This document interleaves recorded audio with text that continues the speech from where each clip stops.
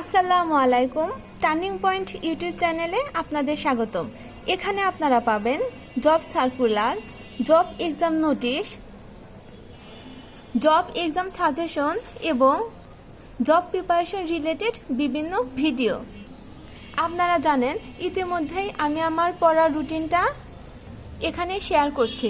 আমি আশা করছি অনেকেই আমার সাথে এই রুটিনে পড়ছেন।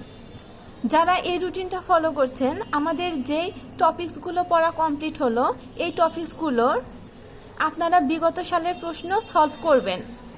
বাংলায় যে টপিকগুলো আমাদের পড়া হয়েছে, এই টপিকসগুলোর এমসিকিউ এবং নৈবেত্তিকে আসা প্রশ্নগুলো আপনারা সলভ করবেন।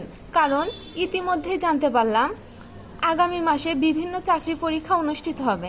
এর জন্য রিভাইসের কোনো বিকল্প নেই। আর আপনাদের যে টপিকসগুলো পড়া হয়েছে, অবশ্যই জব সলিউশন থেকে ওগুলো প্র্যাকটিস করবেন। আগামী দিন পড়ব সমাস, কারণ সমাসটা অনেক বড় এবং যে কোনো পরীক্ষার জন্যই খুবই গুরুত্বপূর্ণ। আর পাশাপাশি বিপরীত শব্দ পড়ব।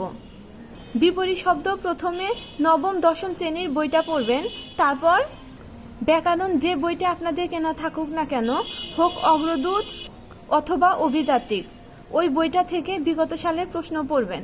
প্রিপোজিশনটা যেহেতু অনেক বড়, এর জন্য আমি 3 দিন পড়ব বলছিলাম। যাদের পড়া হয়েছে আলহামদুলিল্লাহ, আর যাদের পড়া হয়নি তারা আজকে রিভাইজ করবেন আগের অংশটুকু, এবং যেটুকু পড়া হয়নি ওটুকু অবশ্যই আজকে দিনের মধ্যে পড়ার চেষ্টা করবেন। তারপর মান নির্ণয় থেকে অনেক প্রশ্ন আসে, আর মান নির্ণয় অধ্যায়টা অনেক বড়, এর জন্য মান নির্ণয় আজকের দিনেও পড়ব। আর যাদের পড়া হয়েছে তারা অবশ্যই যে কয়টা টপিকস পড়া হলো, এই কয়টা টপিকস আপনারা আবার রিভাইজ করবেন, যেন প্রশ্ন সলভ করতে গিয়ে আপনারা আটকে না যান। তারপর কম্পিউটার অফিস সহকারী নিয়োগ সহায়িকা বইয়ের এমসিকিউ 20 পৃষ্ঠার পড়ব, জব সলিউশন 40 পৃষ্ঠার, এবং লিখিত পরীক্ষার প্রশ্ন 5টি সলভ করব। আর ইংরেজি অঙ্ক যেগুলো পড়া নেই ওগুলো অবশ্যই পড়তে হবে। আর যাদের এগুলো পড়া নেই তারা অবশ্যই খুব ভালোভাবে পড়বেন। আমি বারবার বলছি, যেহেতু আমার এগুলো আগে পড়া আছে, এর জন্য এই রুটিনটা ফলো করতে আমার খুব একটাও সমস্যা হচ্ছে না।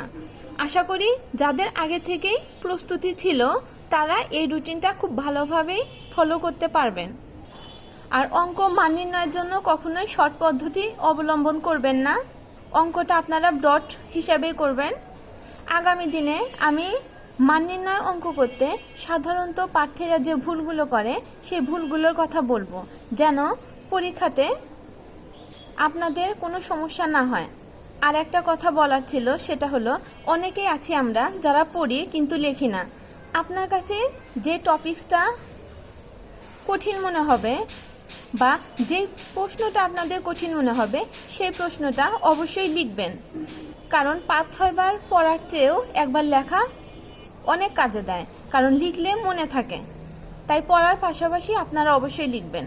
আমার ভিডিওটি ভালো লাগলে অবশ্যই ভিডিওতে লাইক দিয়ে আমার চ্যানেলটা সাবস্ক্রাইব করবেন। আল্লাহ হাফেজ।